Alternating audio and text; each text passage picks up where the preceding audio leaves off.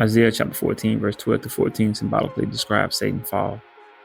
How you are fallen from heaven, O day star, son of dawn, how you are cut down to the ground, you who laid nations low. You said in your heart, I will ascend to heaven, above the stars of God. I will set my throne on high. I will sit on the mount of assembly in the far reaches of the north. I will ascend above the heights of the cloud. I will make myself like the Most High. You were the signet of perfection, full of wisdom and perfect in beauty. You were in Eden, the garden of God. Every precious stone was your covering. You were blameless in your ways from the day you were created, till unrighteousness was found in you.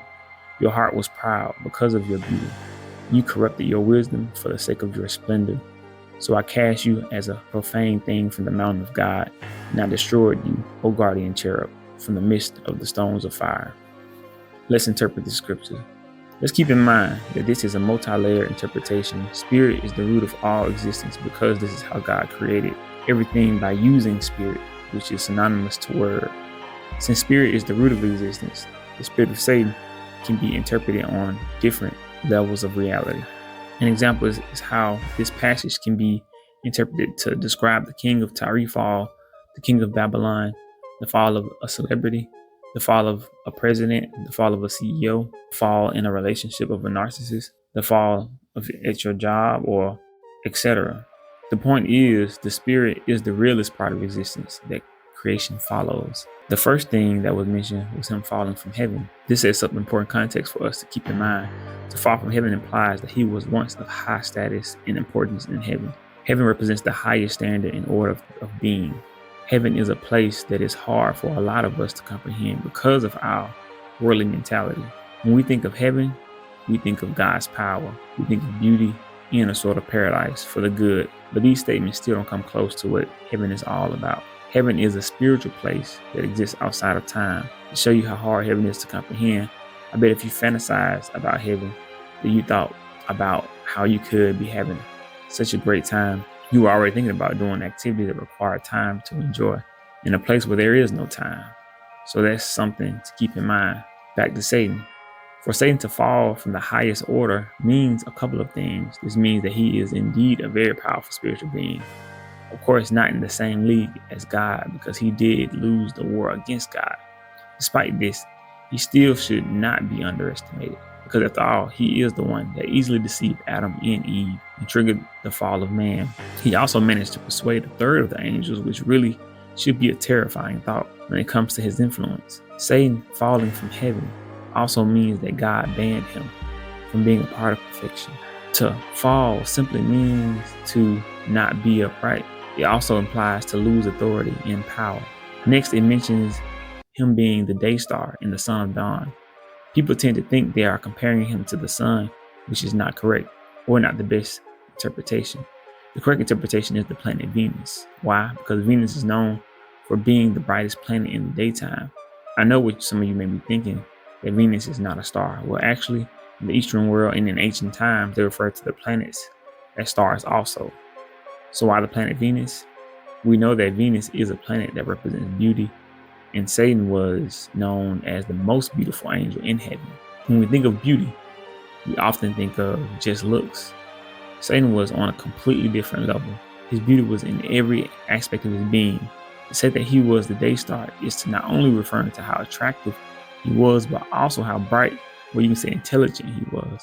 To shine in the daytime means that he was still visible next to God himself.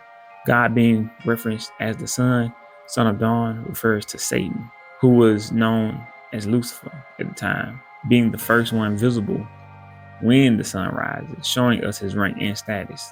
So Lucifer was attractive in every area, which made him the being of attraction himself. Let's keep in mind that symbolically, to be a star is a symbol of an idol. It means that someone is so far from where you are that not only does many of us watch because we may wish to be like that person, but also you might want to have what that person has. Some of us might just be awestruck at the magnitude of attraction. This means that Lucifer was at the head of the hierarchy of angels. He was who the angels wish to be like. Then the next sentence talks about him being cut down to the ground and how he had been brought low. To be cut down means to be forced down in a violent way. This shows God's anger against Lucifer. Then the scripture mentioned how Lucifer used to lay nations low, meaning that Lucifer was so powerful that he used to be the one God would use to humble nations. Next, the scripture talked about the heart of Lucifer. This is an extremely important part that everyone should pay attention to because it highlights not only why Lucifer tried to overthrow God, but also how Lucifer, now known as Satan, deceived us into thinking we can challenge God also. The scripture starts off by saying, "You said in your heart." When the Bible refers to the word heart, in this context is referring to what he fantasized about. Lucifer fantasized about ascending above God long enough for him to take action, your heart being the very core of your desires. Notice how many times he referenced himself by saying, "I will ascend to heaven above the stars of God. I will set my throne on high. I will sit on the mount of assembly in the far reaches of the north. I will ascend above the heights of the clouds. I will make myself like the Most High." To put yourself above the stars of God is saying you want to be above God in the hierarchy. God is the absolute authority, known as the King of Kings and the only true God of the universe. Scripture said that he was the signet of perfection. Signet means that he was the very symbol of perfection. Lucifer also said to be in the Garden of Eden, God's garden, which symbolizes a different kind of paradise than heaven, which to my understanding is God's creative and nurturing garden, because this is where creation happened with Adam and Eve in most of the beginning creation of Genesis. This also suggests that Satan might have been created in the garden as well. What we do know for a fact is that he was covered by every precious stone. Precious stones referring to gemstones, diamond, gold, and silver. Whenever the Bible mentions precious stone, it suggests extremely high value. Precious stones reflects light, and light is a symbol of truth, knowledge, and wisdom. So for this to be his covering means again that Lucifer was designed to have superior wisdom and intellect, showing his status. This is also what made him beautiful. A famous poet named John Keats once quoted, "Beauty is truth, truth is beauty." This comes from the idea of when you experience some of the greatest pieces of art, whether it be a touching song, an inspiring movie, a meaningful piece of artwork, it often is beautiful because it holds something we identify as true or meaningful. But unfortunately, just because something is meaningful, true, or beautiful does not mean everything that comes attached with it is true also. This being the very way Lucifer, who we know as Satan, deceives us. Not only is this the way he deceived Eve, but this is also the way he deceived us modern day. He deceived Eve by telling her the truth about the knowledge of good and evil, but did not tell her about the death that it would follow from the consequence of her sin. With us in modern times, he often sells us the fantasy and truth of how we will get what we desire, but don't tell us the price that we have to pay for it. And that is the analogy of you having to sell your soul for what you desire. Oftentimes, music and culture sells us fantasy that we buy into. It's not until time goes by after we have committed the act once or continuously when the consequences often blindside us.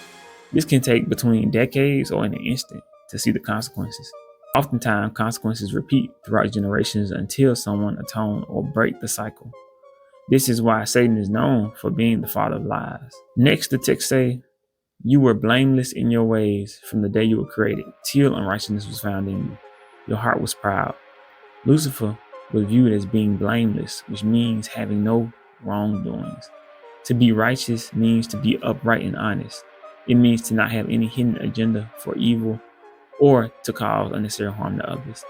Lucifer was found to be unrighteous because of his pride. So once he got found prideful, then that's when he was found to have the capacity to harm others. What this means in practical terms is that Lucifer was willing to sacrifice others for the sake of his own pride. The scripture then goes into detail of why, saying your heart was proud because of your beauty.